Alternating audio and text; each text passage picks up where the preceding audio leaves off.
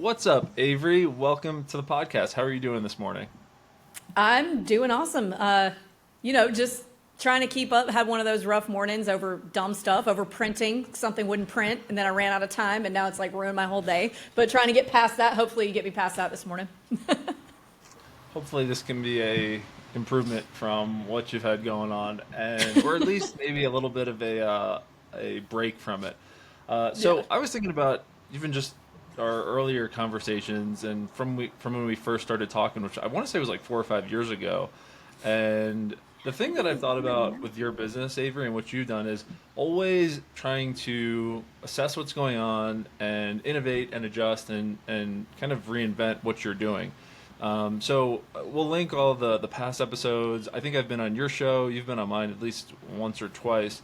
But for those that don't know, do you mind just giving a overview on what your business looks like today and what your role in the business is?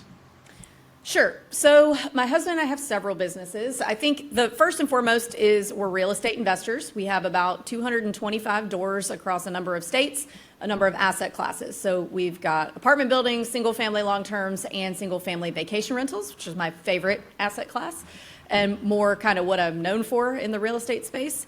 We also have a mortgage company. We've got the short-term shop, which is our real estate brokerage side of things. So I started the short-term shop almost 10 years ago now, so back in 2017, because in our real estate investing journey, we found that there weren't really any real estate agents in the space who could answer basic questions about short-term rentals. They just would always direct you to a property manager.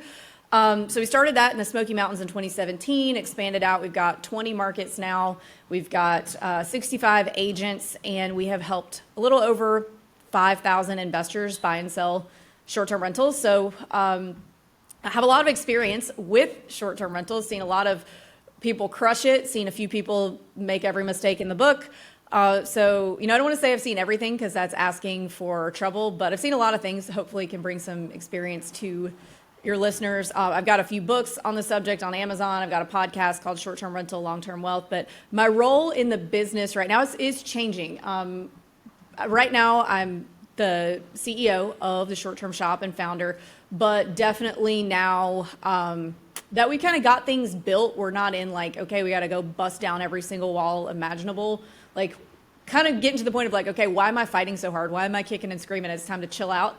And so kind of pivoting and delegating some of those tasks, hiring a few people to replace some of my tasks in the business so that I can focus on the things that I'm good at and also like chill out a little bit.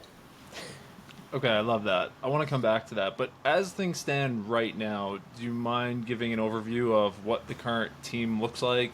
If it's contractors, internal staff, virtual assistants, just paint that picture. Yeah. So internal staff across, oh gosh, and I totally forgot a business. So my husband runs this one. We call it Short-Term Shop Plus. So it's our education side of the short-term shop. So you get, if you're a real estate client, there's a certain amount of it, that amount of training that you get for free. But Short-Term Shop Plus is like a true mentorship program that's a year long.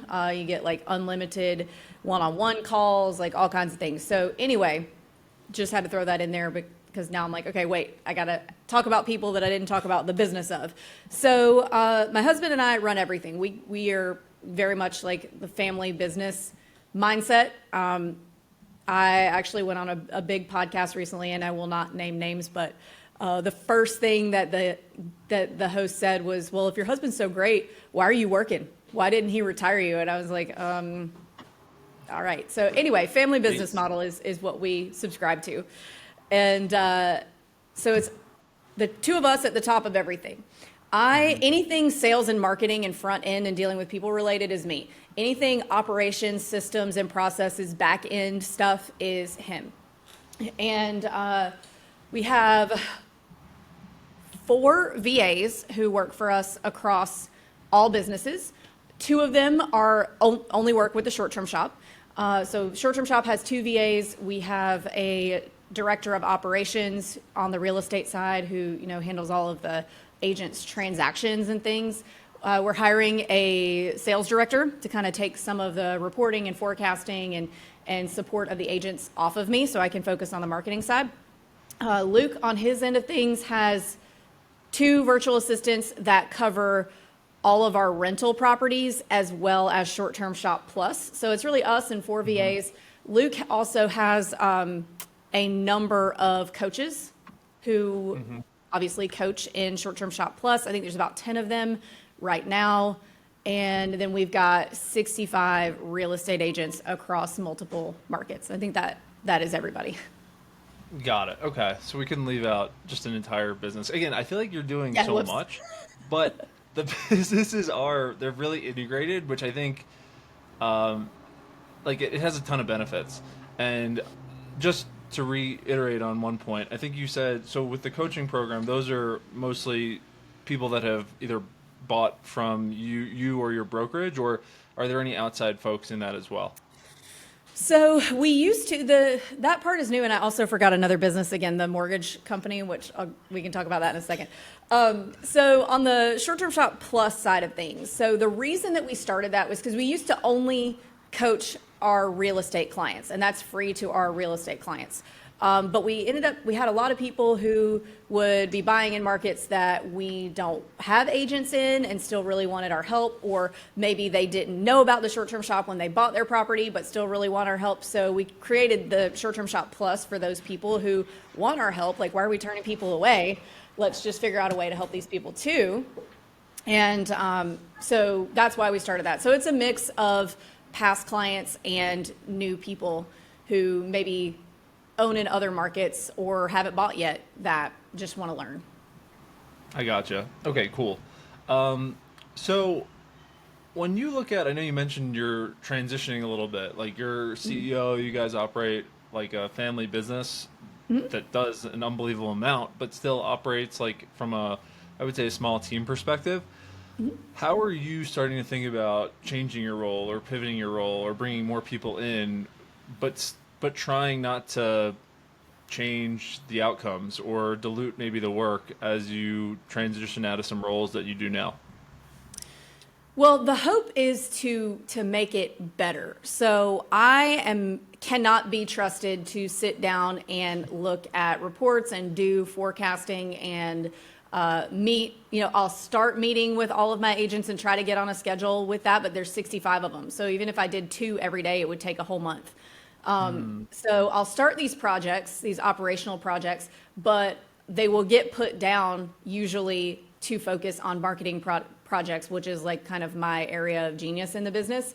So to me, and this is not correct, this is a bad thing that I do, that a thing that I do wrong in my business, I'll put down the things that need to be done to focus on the things that I'm good at, and then the things that need to be also be done that are important, but they're not as necessarily rewarding because they're not the pulling in of business. Because I really like that. I like building and seeing numbers come in the door, and running reports and meeting with agents, as important as that is, doesn't do that. So it's not as rewarding. It doesn't hit my endorphins the way, it's not the dopamine rush that the marketing is. So we're bringing somebody into that role, and the goal is, the fear there is changing the culture, because we're bringing in technically another boss that we want to make sure that everybody gets along with and likes, but also respects and wants to, and is comfortable working for. So we're interviewing for that role right now. We've got a few pretty good candidates, but really just kind of taking off the monitoring and the meetings and the reporting, and constantly digging through deals and how many leads are coming in the door, conversion rates, click rates, all these things like that. So the fear is changing the culture, but the goal will, I think, end result will be a lot better, a much more efficient company, and a much more productive company. Selfishly, I'm curious because it's something that I struggle with as well. Like, probably similar to you, and also your husband, it sounds like that's more of his focus, but we can probably do ops stuff and analyze it if we force ourselves to, but it's not maybe our favorite thing to do or our best use of time. So it's cool to hear that you are hiring that person.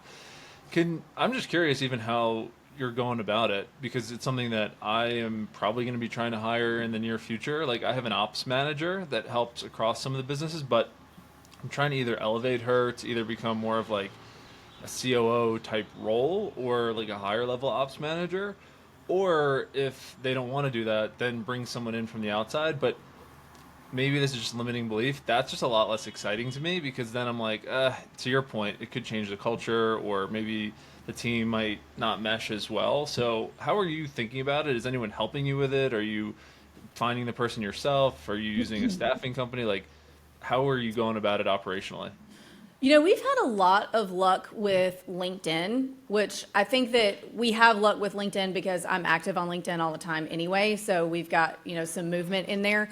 But, you pay to post jobs on LinkedIn, which is annoying. It's kind of expensive.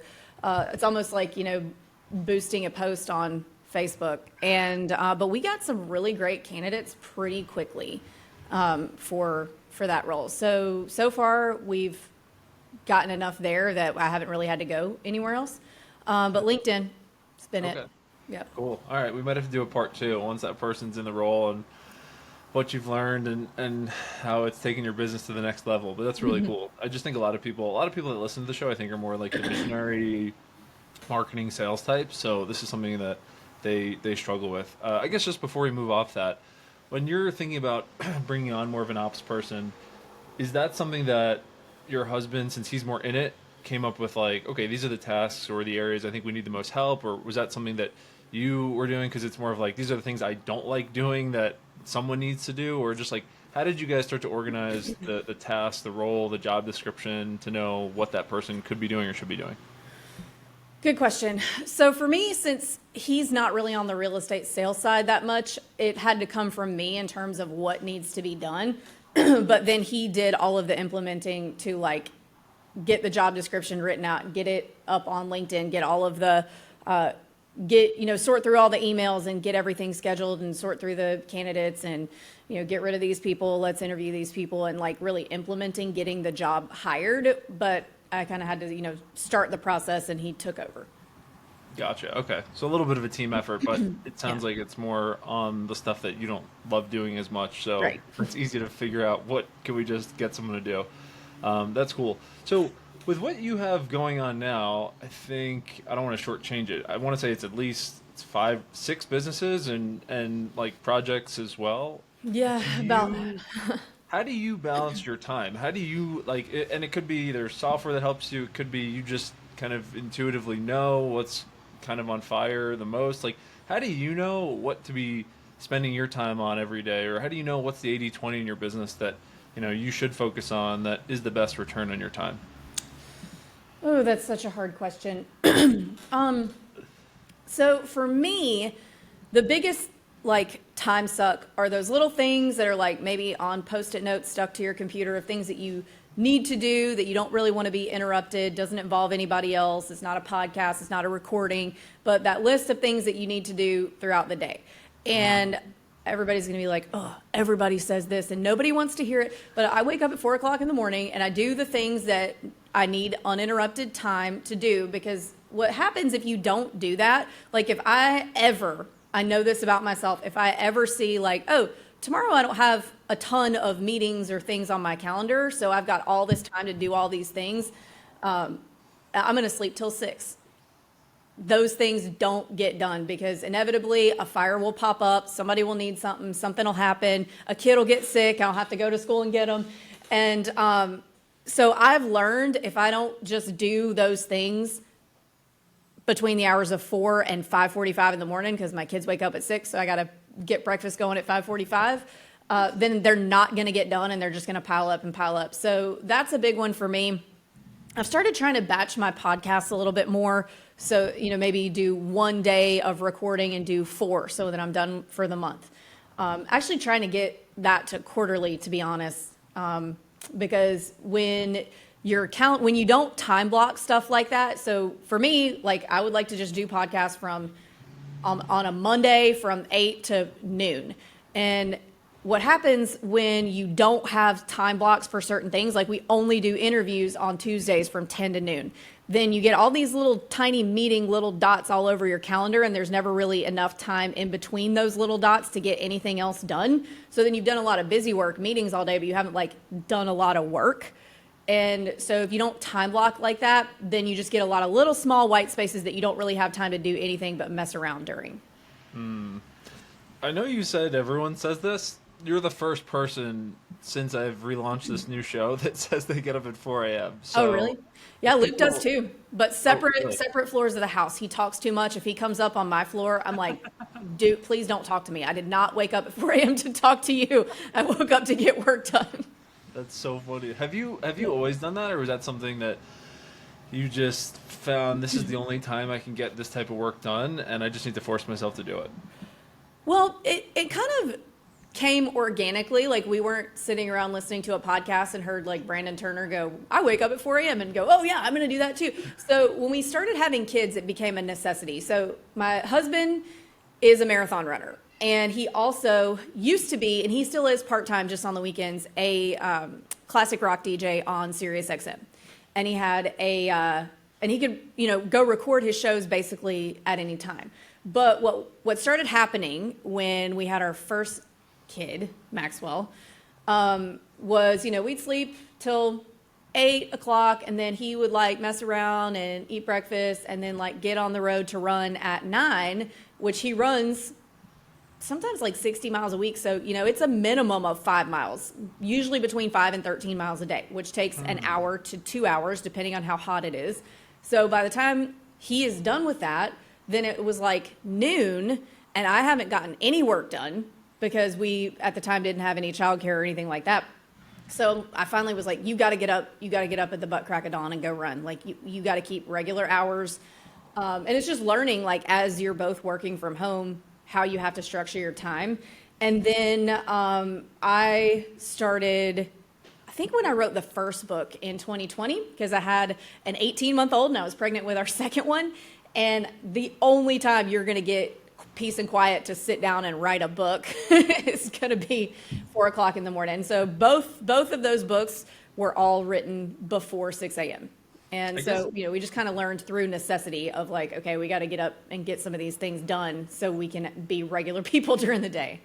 100%. The reason I asked, and I'm glad that was your answer, was it doesn't sound like you were waking up at 4 a.m. your whole life. You adjusted to do that for the need of the business or lifestyle change. Because I mean, this is more of like a beginner thing. I'd say the people that are running businesses, they may not make this excuse, but you hear so many people say like, oh, I can't do that because I have kids, or because my husband or wife, they wake up at this time, so I can't do it. But like, yeah, you can adapt, and you can find time in your day. Like, yeah, we all have the same 24 hours, but how you use it makes such a big difference. So it sounds like you're gaining a few hours every day, peace and quiet, and time that you can actually get stuff done to move these 6 businesses forward, which is really cool. Yeah. And I mean, it helps that, at least for me, I love being an entrepreneur and I love running our own business. So back when I had a corporate job, you couldn't pay me to get up any earlier than I had to drag myself over there and get there just in time. But now that I like running our businesses, so I enjoy getting up at 4 o'clock and doing things like tasks that are, essentially I do a lot of good brainstorming in the morning. So figuring out ways to move it forward. That's kind of a creative outlet for me. My husband and I are both ex-musicians, so I mean, obviously we're not going to be doing that anytime soon, but it's nice to have that. To me, being an entrepreneur is kind of a creative outlet, so I like waking up at 4 to do those things. Really cool.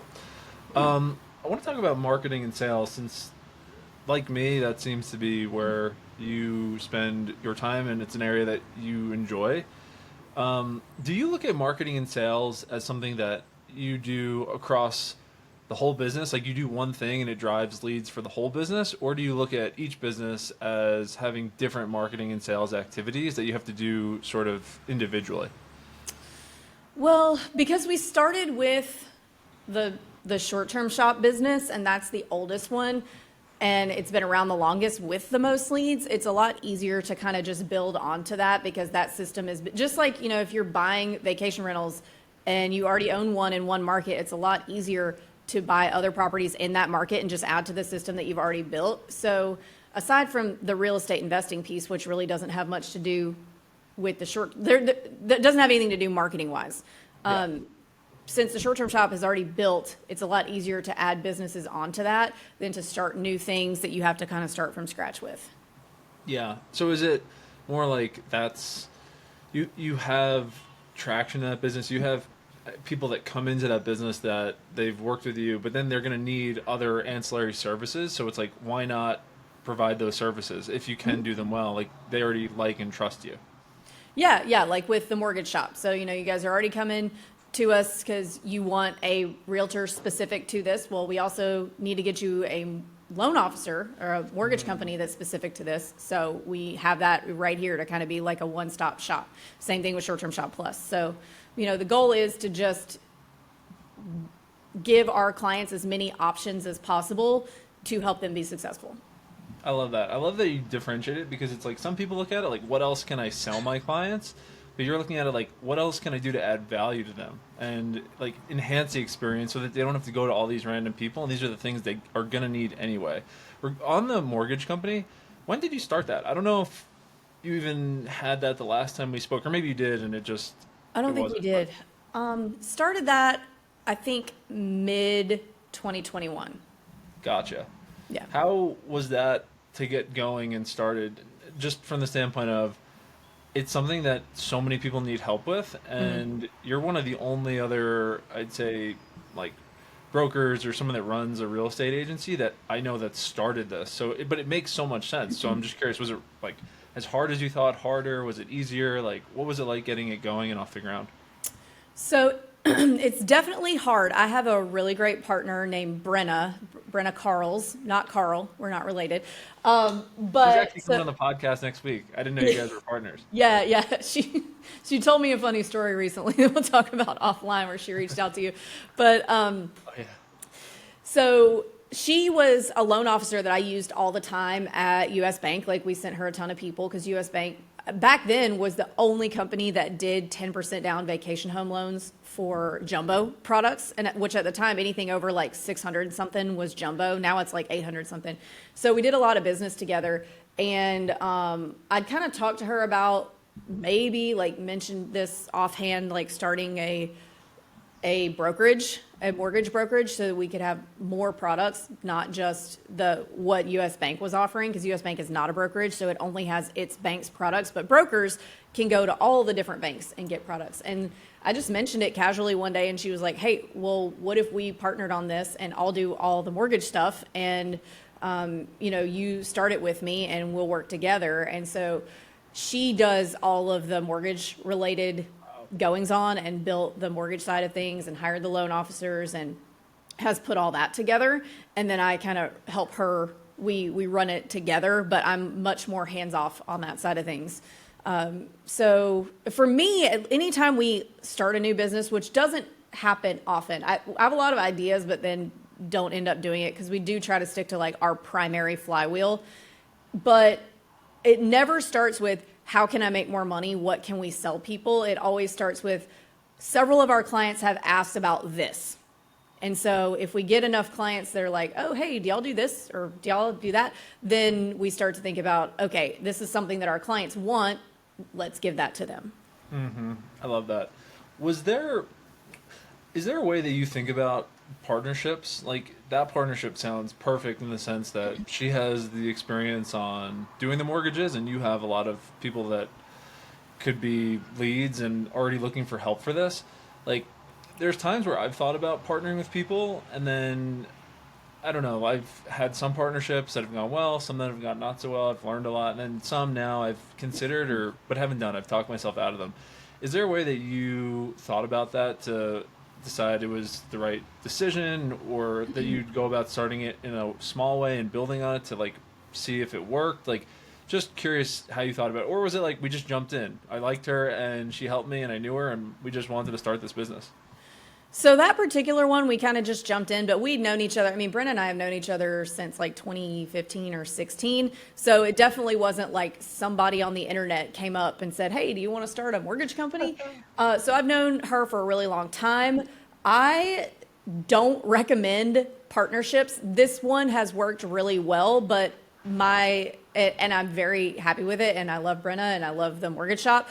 It's like the only one that is, and I'm sure Brenna wants to kill me more often than not. If you ask her next week if she likes working with me, but it's really the only one that's worked for me so far, because people, I hate to say this, but like in business, people tend to make you sorry for doing stuff for them. So I've done other partnerships in the past on a much smaller scale, not like starting a new business, but maybe where I've helped somebody get started or insert thing here, and then they just end up making you sorry for helping them. And I hate to sound that jaded, but it's always the people you think would never do it too. So Brenna is like my unicorn of partnerships that have worked well. It's worked great, but for the most part, I don't recommend partnerships because everybody else has made me sorry for working with them. I totally get it. To be very honest. Yeah, I know. I totally get it. But that's really cool that it's grown. I actually, I don't know if this will be a compliment or something that is not, but I didn't even know you were partners with her. Like, maybe that's in a good way that she's just taken the ball and run with a lot of like her own networking and marketing. Like, I see her everywhere inside of like groups talking about lending and webinars and things like that. But I didn't know you guys were partners. So it sounds like she's maybe you guys are matching because she is a hard worker and she is helping like carry the torch and you're helping with your part. So it's like, I've had the same thing where resentment builds if I feel like someone's doing more than the other. But it sounds like she's really crushing it. Yeah, she definitely is. And what was I about to say? I totally lost my train of thought. But yeah, she's totally crushing it. And I don't want, because we have a lot of clients who come through the door that don't use the mortgage shop. And I don't ever want anybody to feel like, and we want you to use the mortgage shop, we want your business, but I don't want any other brokers to ever feel like they can't send a short-term shop their clients because we're going to like steal it for the mortgage shop. So it's a delicate balance there. So we do kind of keep them separate, but there is a lot of like back end, as soon as somebody comes in the door at the short-term shop, they're getting introduced to mortgage shop first, because typically people who, when they're buying houses, they'll just go with the first loan originator that they use. They will, shop the rates, of course, but if they meet a loan originator that they like first, they're going to try to work with them if the rates are the same. So it's kind of like a first person in the door type thing. So everybody that comes in the door at the shop gets introduced to the mortgage shop, but we do kind of try to keep the two companies like separate. Mm-hmm. Gotcha. Okay, cool. Do people ever tell you, or do you ever consider like the advice people say, or it's very common business advice of like niching down? Like, you have a handful of businesses, they are all connected, but do you ever wonder or like ask yourself like, I wonder if I should just be focusing on one of these or one more than the other, or not really, because they all sound like they feed each other and maybe you have systems and things in place? Just something that I have asked myself also in the past. Yeah. So, I mean, when I first started selling real estate, I wanted to sell all kinds of real estate. I didn't want to pigeonhole myself, quote unquote. And as soon as I did, my business skyrocketed. And I remember very clearly because I was super pregnant, and I just sold that year. It was like my second year in real estate. I just sold like 35 million in investment cabins. So all of these investor clients totally trusted me, and we got them these great properties, and that was going really well. But I was still living in Nashville, 3.5 hours from the place that I was selling in the Smokies.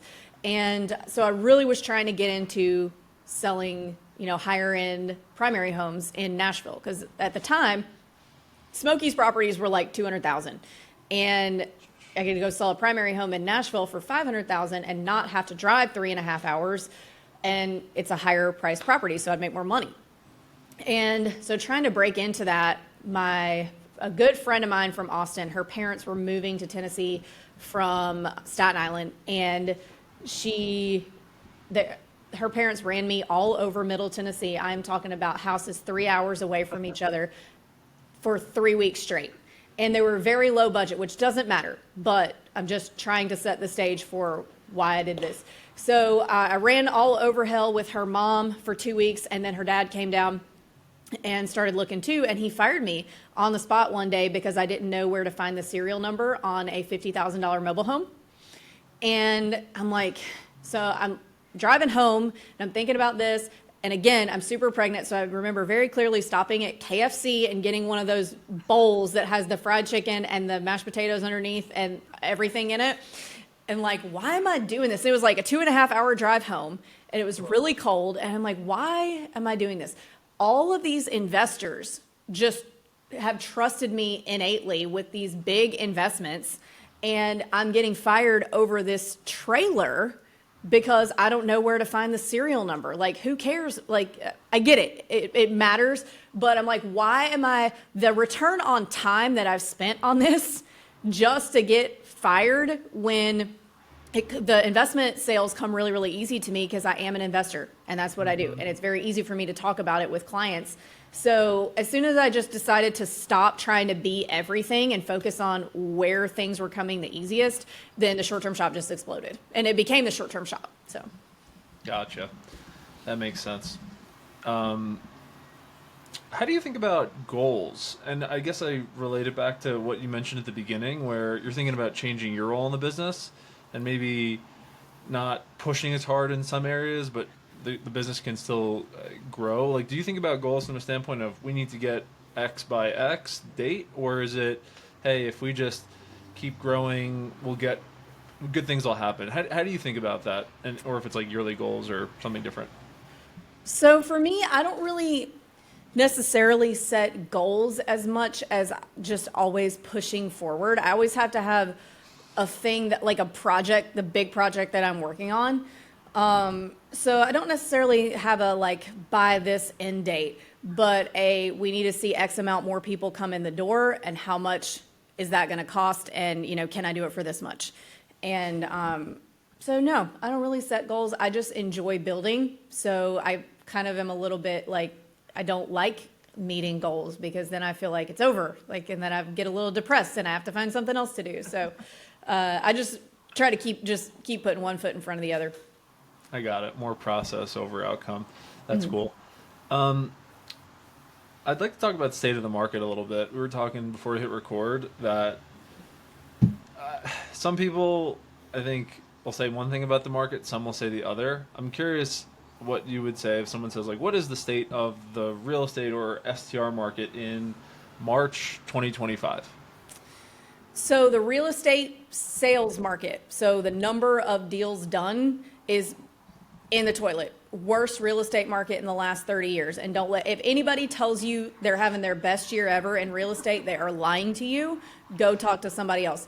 So fewer homes were sold in 2024 and 2023 than in the last 30 years. So think of the biggest recession that has happened in our lifetimes, maybe ever, the Great Recession. More homes were bought during that time than last year. So everybody's like, I'm waiting for the crash. I'm waiting for the crash. Like, bro, we've been in the crash for 2.5 years. No homes are being sold. Anytime we get a listing client, I'm like, okay, listen, this is not a good time to sell. It is very much a buyer's market.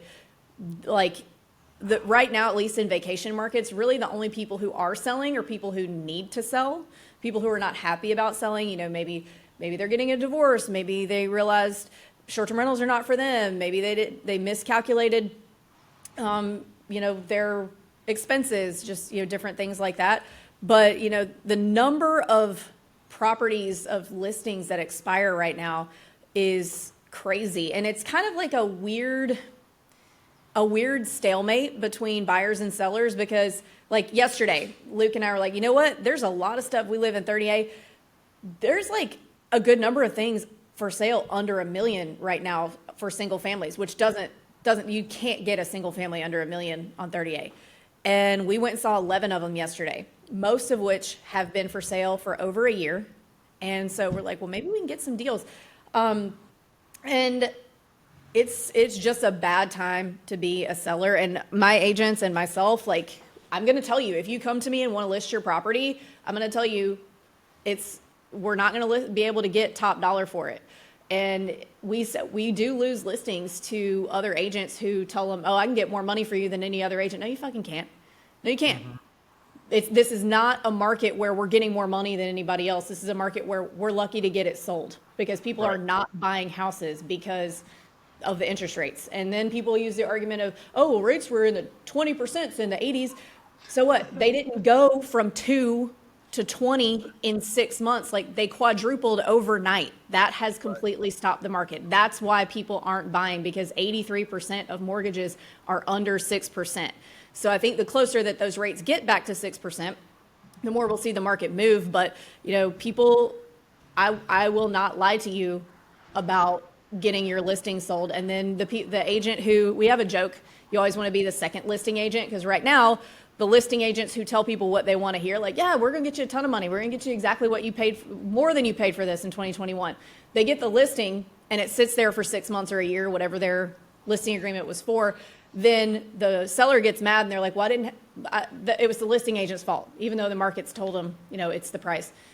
And they come hire another listing agent, and then they agree to lower the price. Then the second listing agent sells it. So we're like, no, let somebody else do the first listing agent. We'll be the second listing agent. So yeah, the real estate market, all that to say, is a really good time to get some deals. Like I made an offer this morning, which they'll probably tell me to go to hell, but I made a $650,000 offer on an $830,000 house, which there are 4 other houses identical in that neighborhood that, I can say to this listing agent, if they give me a hard time, like, I really liked yours the best, but there's 4 other ones that I can go choose from to see who's going to give me the best deal, which is great. Like so much power as a buyer after 2021, when we had no power and we're like, please, I'm poor. I'm offering $100,000 cash over asking. Please look at my offer. There's 1,000 other people offering on this too. So now you have a lot more power as a buyer. It's going to take some time. Like, I'm pretty sure they're just going to tell me no and not counter me, which is the worst thing you can do. Always counter, guys. Always, always, always counter. Because this deal makes sense for me up to 800, even though I offered 650. So I'm willing to go up quite a bit. I'm just seeing what I can get. So just go out there and see what you can get and be a real estate investor. And it takes time, because you're going to have to make several offers, but I've already got my next offer lined up for if these people don't give me what I want. So it is definitely a buyer's market. And you have the ability to go make a lot of offers, make a lot of low offers, and just keep going until you find somebody who's willing to negotiate with you. Quick question before I guess my next question. Of your majority clients or majority of your volume on the brokerage, is it pretty split buy or sell, or is it a lot more in one direction? So we started off almost 10 years ago mostly buyers, because that's where a lot of our value was, because buyers have a lot of questions on short-term rentals, like, how do you do this? Is this a good area? How do I find a cleaner? Like all these things.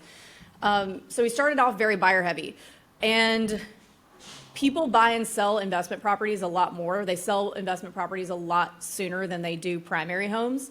Most people are not buy and hold investors. They want to trade around, or they decide short-term rentals are not for them, which, it is a people business and people can be terrible. So I get it. So now over time, the more past buyers we have, the more sellers we eventually get, because they are ready to sell and maybe 1031 exchange or move up or things like that. So I would say now it's about 50-50. Gotcha. And on that note, when you're talking to now buyers who are looking to buy a property, what are you maybe telling them as far as just like, hey, we can get more aggressive with offers, or hey, these are things we need to maybe be more careful about or look at just with evaluating STRs in 2025 compared to 2021? Like, you mentioned what you tell your sellers, but what do you tell your buyers? Yeah. So with buyers, I always say don't swipe left on a property just because you don't like the asking price. There is a number, like, great, the numbers don't work at asking. There is a number at which they do. Offer that and see what happens, because you never know. Especially if a property's been on market for a long time, they could have gotten 10 low offers and said no, and here you come with number 11, and they're finally just ready to go. And listing agents are getting desperate, especially ones who have focused their business only on listings for the past 10 years, because there's this stigma in the real estate sales industry that buyers are for newbies, and that listings are where you want to be. So a lot of those agents are really hurting. And when you see high days on market, typically the listing agent is going to be motivated to help you try and get something put together, because they want to get paid. And if it expires and they go hire that second listing agent who's going to help them list it for lower, then they don't get paid. So right. You want to find the motivated seller and the motivated agent and just make offers at the number that they work. Also, looking at rental history. So it's good to get rental history. It's a data point that you need, but it should not be like the only data point at which you base your decision off of, because a lot of times like people have not done a good job managing, or they had it on a big local property manager. That's typically the biggest one, is when people have their properties on a big local property manager that operates on doing a high volume of cheap nights rather than truly optimizing the price per night of each property. So those properties are going to have much lower income than what you would probably have as a self-manager, and you have to do that work to understand and analyze if that property might be underperforming or not. So there's a few ways to do that. There's AirDNA. Price Labs is my favorite. And then the enemy method, like go on Airbnb and look at the other properties around the one that you're buying. Look for ones that are self-managed, see what their calendars look like, and then look at the ones that do have big property managers, because those guys, like, they don't care what your property gets booked at as long as it gets booked. They would rather have 20% of something that they don't have to spend a lot of time on because they're operating at great volume than 20% of something that they're having to spend a lot of time on and optimizing your prices. They're not optimizing for you. They're high volume, low price per night just to get things booked and asses in the seats. So you want to make sure that when you're analyzing, you're differentiating between the true optimizers and the ones that are just throwing up a bunch of listings to get, a few bucks off of each. Why do you think brokers aren't countering? Like in the scenario that you said, and I agree, it's insane when someone doesn't, but like even if they're desperate or and maybe it's just the seller doesn't even want it, they're offended by the offer, like why wouldn't someone counter your 600,000 or 650 offer? Seller's offended. Got it. And it depends on the market. Like some agents really got, like, their head is still in 2021 where, I mean, we had actually a team meeting about this morning about the not countering, because I had another one that I offered on a couple days ago where they were like, seller's not interested in countering you. I'm like, okay, that's fine, but just so you know, it made sense up to the asking price for me. I just was fishing to see what I could get. So if you would have countered something, we would have come up. And so I was having this conversation with my agents of like, do not let your sellers not counter, because you never know. And then, we had one of our agents said, yeah, we had somebody offer a few $100,000 under asking on one of my listings yesterday. My seller didn't want to counter. Then he just countered 25,000 under asking, and the buyer just took it. Didn't even ask any questions. So there's no harm. There's never a downside to countering, because you don't know what you're going to come up with. Maybe you don't come up with a deal, but at least you worked on it and you tried to. But I really think it's just an ego thing. Like, sellers sometimes they have emotions wrapped up in their property. It's very important to them. Sometimes they see, actually another one that I was looking at yesterday, there's two properties on the same street. I love the street. One's listed for 1.25, one's listed for 900. They're the same house, exact same. I do like the 1.25 a little better, but not enough, not that much better. And so I looked at that one, and the agent texted me after, and she's like, hey, we really want to, seller's motivated, we really want to get this done. Are you going to send an offer? And I said, well, I'd like to send an offer. I like this unit, but I'm having a little trouble with wanting to send an offer because there's 3 other ones on the street that are cheaper, ones that's significantly cheaper. And she said, oh, well, the one directly across the street from us sold for 1.25 1 year ago. And, that's the closest comp. And we know the market has changed, but so I think sometimes they just get stuck to what their neighbor got that was much more, that in their mind, that's what their property is worth, even though the market's completely changed and it's not. And when I go offer $850 on this $900,000 one, they're going to be real upset that that's their new comp. But I think it's really just an ego thing.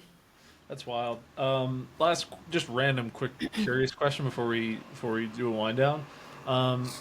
Does your brand ever work against you? I feel like everyone probably knows you in that market, and like even maybe some sellers. But do they ever see that they're like, oh no, she's got money, or like she's just gonna look to lowball me? Or do you think that's not really what happens ever? So it could, and I'll tell you exactly like what I tell my sellers when they come to me. I actually had a guy recently who is in Baton Rouge, which we don't have an agent in, so I was just kind of helping him out. And he had like one of a few luxury short-term rental townhomes in Baton Rouge. And it was worth, I don't know, like 600 or something. but he wanted 850, and I said, why do you want 850? And he said, well, because we've had a successful short-term rental, and none of these other ones, I don't think any of the other ones in there were even short-term rentals. And he said, but we need a very specific buyer. I think that there's a cash buyer out there who will pay 850 for this because it's a good investment property and because of the rental history. And I'm like, okay, who is that cash buyer? Well, it's an investor who understands how numbers work and why the rental history is important. I'm like, okay, so you want an experienced investor who's going to pay cash? Yes. All right. Why would an experienced investor pay $150,000 more than market value when they can get the same house next door and make it a short-term rental just like yours is? So just because somebody thinks like, oh, she's experienced, or oh, she has a bunch of rentals already and she can just do this, it doesn't mean that I want to pay that at the end of the day. So I think though, at least down here, I was already had stepped out of production when we moved to 30A. So a lot of the agents down here don't know me unless they're another team lead. Like they've dealt with my agents, but they don't know me because I'm not in production and I haven't sent offers to them before.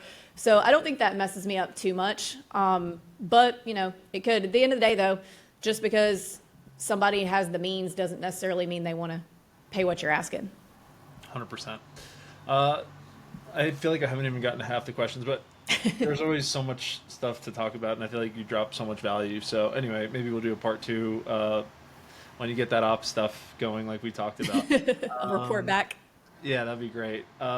What's the best way for people to get in touch, work with you, ask questions? Maybe they want to work with you in the brokerage, coaching. How should they go about doing that?